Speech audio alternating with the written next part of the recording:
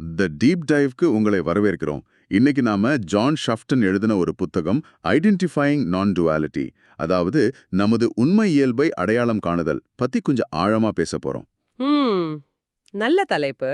ஆமா, இந்த புத்தகத்தோட ஒரு முக்கியமான விஷயம் என்னன்னா, நாம தேடுற அந்த உண்மை நிலை, அந்த அத்வைத உணர்வுங்கிறது அது ஏதோ கஷ்டப்பட்டு அடைய வேண்டிய ஒண்ணு இல்லைங்கிறது தான். சரி. அது ஏற்கனவே நம்ம கிட்ட இருக்கு, நம்ம விழிப்புணர்வா இருக்குன்னு இந்த புத்தகம் சொல்லுது. இதை நாம ஏதோ கத்துக்க வேண்டிய பாடமா இல்லாம எப்பவும் இருக்கிற ஒரு நிஜமா அடையாளம் கண்டுகிட்டா போதும்னு சொல்றாங்க. இதுவே ஒரு ஆச்சரியமான கருத்து இல்லையா? ஆமா, நிச்சயமா. நாம தேடுற பொக்கிஷம் நம்ம கால் கீழேயே இருக்குன்னு சொல்ற மாதிரி தான் இது. இந்த கலந்துரையாடல்ல இந்த புத்தகத்தோட முக்கியமான கருத்துக்கள் என்னென்ன, ஆசிரியர் என்ன வாதங்களை வைக்கிறார், ம். அப்புறம் நம்மளோட உண்மை இயல்பை எப்படி அடையாளம் கண்டுக்கலான்னு அவர் சொல்ற வழிகள் என்னென்னன்னு நம்ம பார்க்கலாம். நம்ம அன்றாட கவனச்சிதறல்கள் எப்படி இந்த அடிப்படை உண்மைய நம்மகிட்ட இருந்து மறைக்குதுன்னு கொஞ்சம் யோசிப்போம். சரி, அப்போ ஆரம்பிக்கலாமா? ம். புக்கோட ஆரம்பத்திலே சொல்ற மாதிரி நாம தேடுற அந்த அத்வைத உண்மை எப்பவுமே நம்ம விழிப்புணர்வா இருக்கு. ஆனா நம்மளோட உடம்பு, மனசோட வேலைகள்ல மூழ்கி போயிடுறதால இத நாம கவனிக்கிறதே இல்லைன்னு சொல்றாரு. உண்மைதான். நாம ஒரு தனி நபரா கஷ்டப்படுற, இழப்புகளை சந்திக்கிற, ஒரு நாள் சாக போற ஒரு சின்ன நான் அப்படின்னு மட்டும்தான் நினைச்சுக்கிறோம். இது ஏன் நடக்குது? ஏன் நாம இத உணர மாட்டேங்கிறோம்? இதுக்கு முதல் அத்தியாயத்துல ஒரு விளக்கம் கொடுக்கறாரு. நம்மோட அந்த தனிப்பட்ட அடையாளம் மேல நம்ம வச்சிருக்கிற பிடிப்பு, அந்த எப்படி சொல்றது, வலியான நம்பிக்கை தான் நம்மளோட அடிப்படை இயல்பை நாம தெரிஞ்சுக்க விடாம தடுக்குது. ஓ, அந்த புடிப்பா? ஆமா. நாம நம்ம எண்ணங்கள், உணர்வுகள், வெளியில பாக்குற பொருட்கள் இதுக்குள்ளே சிக்கிக்கிறோம். இத ஆசிரியர் ஒரு அறியாமை பிரிசம் மாதிரி சொல்றாரு. பிரிசம் வெளிச்சத்தை எப்படி பிரிக்குதோ அந்த மாதிரி இந்த அறியாமை உண்மைய பலவிதமா திரிச்சு காட்டுதாம். பிரிசம் மாதிரி எப்படி? சொல்றேன். அது நம்ம ரொம்ப பக்கத்துல இருக்கிறதுனாலேயே நாம அத கவனிக்கிறதில்ல. அது காலத்துக்கு அப்பாற்பட்டது, ஆனா நாம காலத்துக்குள்ள தேடுறோம். அது ஒரு பொருள் இல்ல, ஆனா நாம பொருட்களை தேடுறோம். அது ரொம்ப சிம்பிள், ஆனா நாம சிக்கலான விஷயங்கள்ல மயங்கி போறோம். நம்ம மனசால அத பார்க்க முடியாது, ஆனா நாம மனச மட்டும்தான் நம்புறோம். நாம ஏற்கனவே அதுவாதான் இருக்கோம், ஆனா தேடல்ங்கிற செயலே அத மறைக்குது. இப்படி பல காரணங்கள். அடடா, இது கேட்கவே சுவாரஸ்யமா இருக்கு. இதுக்கு சில உதாரணங்களும் சொல்றாரு இல்லையா? ஆமா, ஆமா. ஒரு புத்தகத்தோட பக்கத்துல இருக்கிற வெள்ளை வெளின்னு நம்ம கவனிக்காம எழுத்துக்களை மட்டும் பாக்குற மாதிரி, இல்லன்னா நம்ம கண்ணு முன்னாடி இருக்கிற நம்ம மூக்க யாராவது சுட்டி காட்டுற வரைக்கும் நம்ம கவனிக்கிறதே இல்ல பாருங்க. ஆமா. அது மாதிரிதான் இந்த விழிப்புணர்வு எப்பவும் நம்ம கூடவே இருந்தாலும் நம்ம அதை தாண்டி போய்கிட்டே இருக்கோம். கடல் தன்னை தண்ணீன்னு மறந்த மாதிரி, இல்லனா வெளி அதுதான் பிரபஞ்சத்துக்கே அடிப்படைன்னு மறந்த மாதிரி இருக்குன்னு சொல்றாரு. இதுல விஞ்ஞான பார்வை, ஞான பார்வைன்னு ஒப்பிடுறாரு. அது என்ன? ஆமா, அது 2வது அத்தியாயத்துல வருது. விஞ்ஞானம் வெளி உலகத்தை பாக்குது, ஒரு 3வது நபர் பார்வையில. அதுக்கு பொருள், காலம், வெளி இதெல்லாம் தான் அடிப்படை உண்மை. சரி. ஆனா ஞானியும் உள்ளுக்குள்ள திரும்பி தூய உணர்வோட சாரத்தை ஒரு முதல் நபர் பார்வையில அறிய முயற்சி பண்றாரு. அவரோட பார்வையில அடிப்படை உண்மைங்கிறது தூய அத்வைத விழிப்புணர்வு தான். ஆனா விஞ்ஞானத்தாலையும் நிறைய கண்டுபிடிக்கிறோமே. சொல்ல முடியாது. அதனாலதான் புனித பிரான்சிஸ் சொன்ன மாதிரி நாம தேடுறது தேடிக்கிட்டு இருக்கிறதே தான். அதாவது நம்ம பாக்குற பார்வை தான் அதுவா? ஒரு வகையில அப்படி சொல்லலாம். விஞ்ஞானம் முக்கியம்தான், மறுக்கல. ஆனா யதார்த்தத்தோட முழு பரிமாணத்தையும் அது மட்டுமே காட்டாதுன்னு ஆசிரியர் சொல்றாரு. அப்போ இந்த உண்மை இயல்பை எப்படிதான் தெரிஞ்சுக்கிறது? கருத்துக்கள், நம்பிக்கைகள் மூலமா முடியாதுன்னா வேற எப்படி? அதுக்குதான் 3வது அத்தியாயத்துல நேரடி அடையாளம் காணுதல் பத்தி பேசுறாரு. Direct recognition. இது ஏற்கனவே இங்கே இப்போவே இருக்கு. இங்கேயாவா? ஆமா.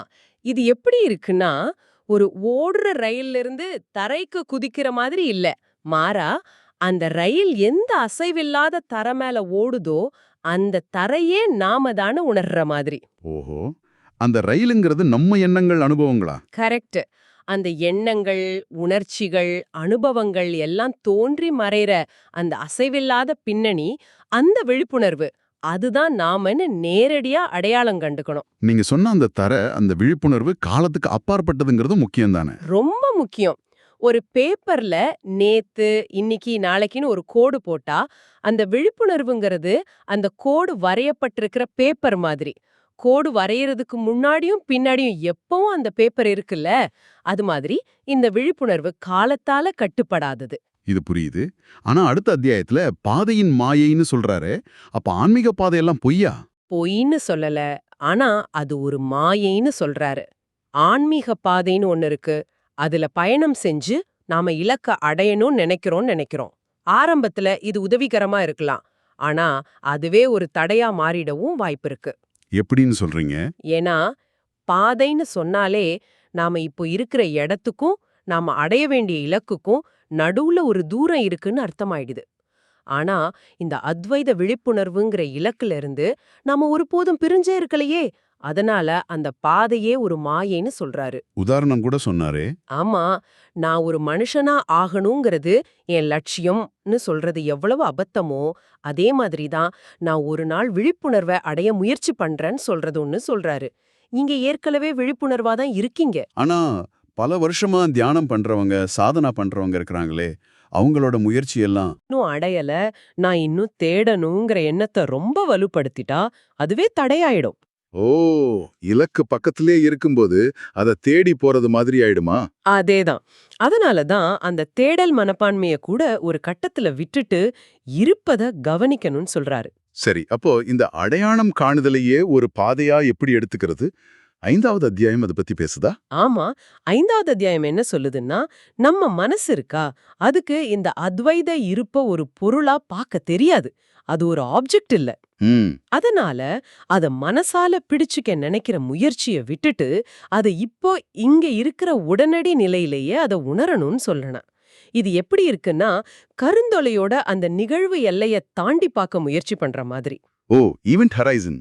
ஆமா, நம்ம மனசால அந்த எல்லைக்கு அந்த பக்கம் போக முடியாது. அதே மாதிரி மனசால இந்த அத்வைத விழிப்புணர்வுக்குள்ள ஒரு பொருளா நுழைய முடியாது. அதுக்கு பதிலா அந்த விழிப்புணர்வாகவே இருக்கணும்.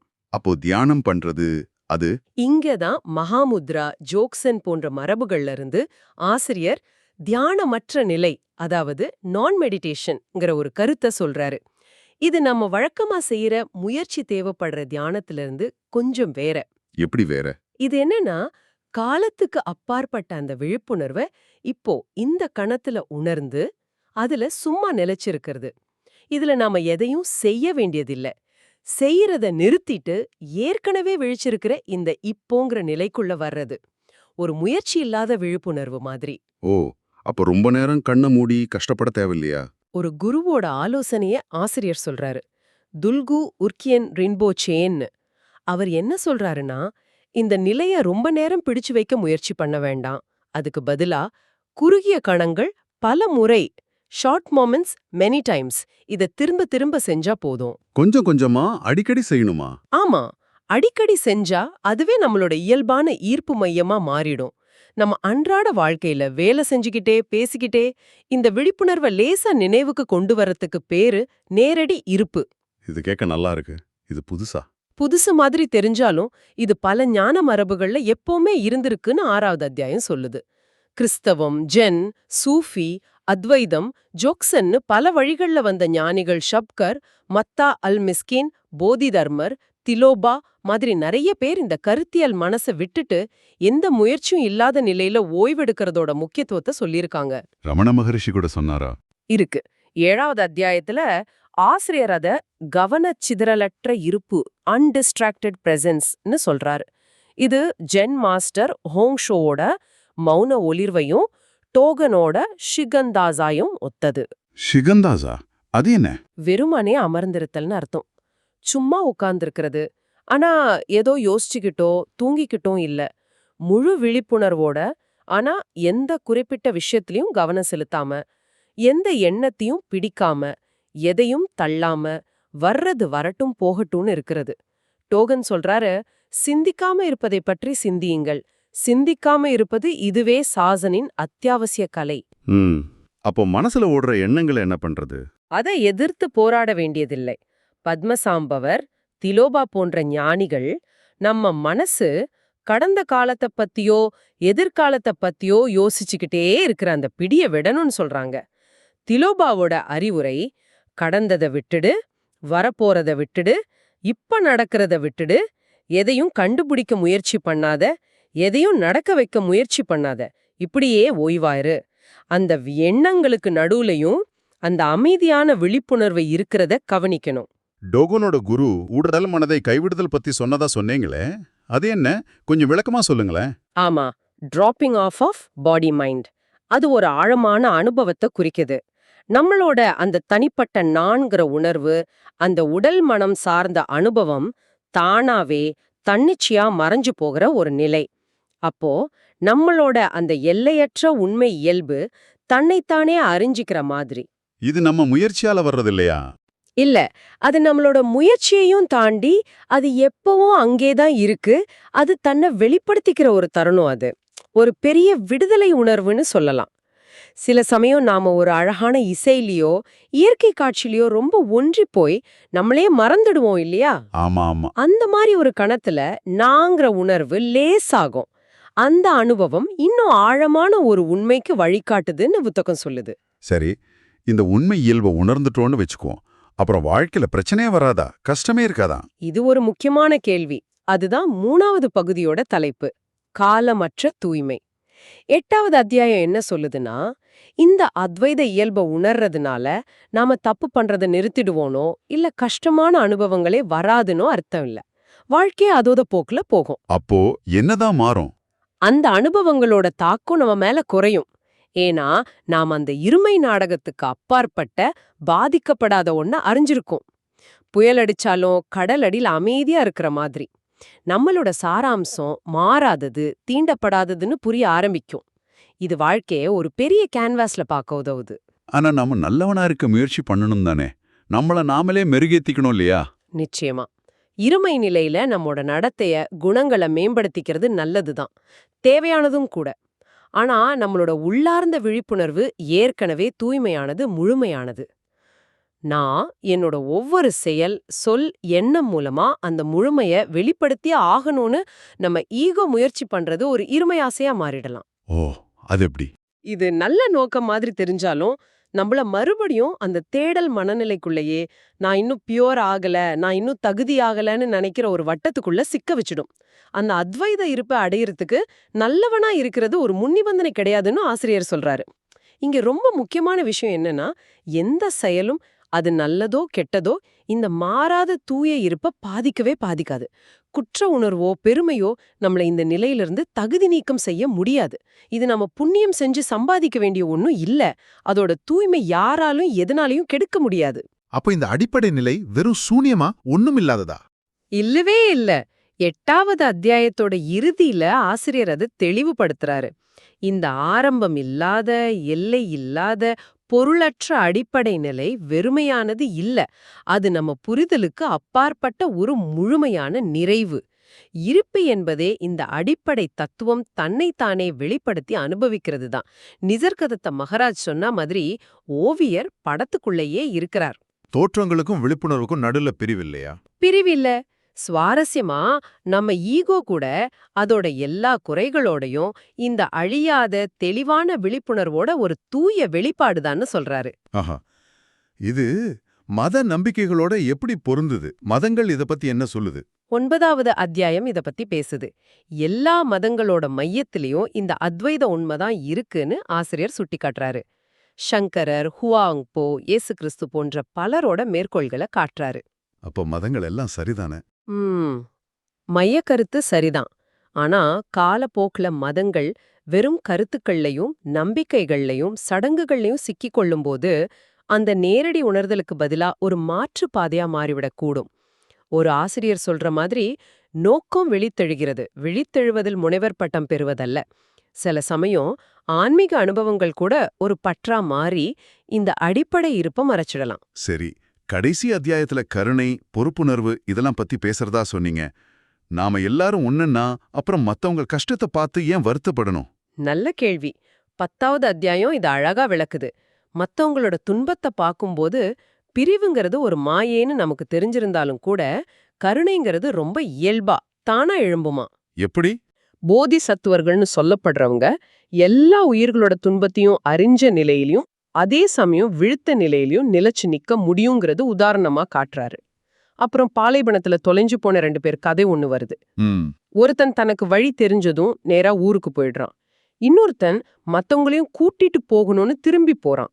இதுல எது சரி எது தப்புன்னு இல்ல, ரெண்டுமே நம்ம உண்மை இயல்பின் வெவ்வேறு வெளிப்பாடுகள் தான். சரி, அப்போ இறுதியா இந்த விழிப்புணர்வுல நிலைச்சு நிக்க என்ன செய்யணும்? அதான் முக்கியம். அத அடிக்கடி ஞாபகப்படுத்திக்கிட்டு அதுல ஓய்வெடுக்கிறது தான் வழி. Remembering and resting in it. 3 முக்கியமான விஷயங்களை நினைவுல வச்சுக்கணும். 1, அது எப்பவுமே இங்க இருக்கு. 2, அது எப்பவுமே தன்னைத்தானே அறிஞ்ச நிலையில இருக்கு. 3, எதுவுமே அதை தடுக்க முடியாது. இந்த அறிவு மனசுல ஒரே எண்ணமா ஓடிக்கிட்டே இருக்குன்னு தோணும்போது கூட அந்த எண்ணங்களுக்கு பின்னால இருக்கிற அமைதியான விழிப்புணர்வை உணர உதவியா இருக்கும். ஆக மொத்தம் ஜான் செஃப்டனோட இந்த புத்தகம் என்ன சொல்ல வருதுன்னா, நம்ம உண்மை இயல்புங்கிறது நம்ம தேடி கண்டுபிடிக்க வேண்டிய ஒரு விஷயம் இல்ல. அது எப்பவும் நம்ம கூடவே இருக்கிற, எந்த தடையும் இல்லாத, காலத்துக்கு அப்பாற்பட்ட விழிப்புணர்வு. கரெக்ட். அந்த தேடுற மனசையும் இருமை சார்ந்த கருத்துக்களையும் கொஞ்சம் தளர்த்துனா அதை இப்போ இந்த கணத்திலேயே உணர முடியுங்கிறதா இதோட சாராம்சம் இல்லையா? மிக்க சரியா சொன்னீங்க. அந்த அத்வைத்த நிலை ஏற்கனவே இங்கே உங்க கூடவே தான் இருக்கு. சரி, நீங்க யோசிக்கிறதுக்காக ஒரு கடைசி சிந்தனை. உங்க மனசுல ஓடுற இந்த எண்ணங்களோட நீரோட்டம் இருக்கே, அது இந்த அமைதியான மாறாத விழிப்புணர்வை மறைக்குதுன்னு நினைக்கிறோம்.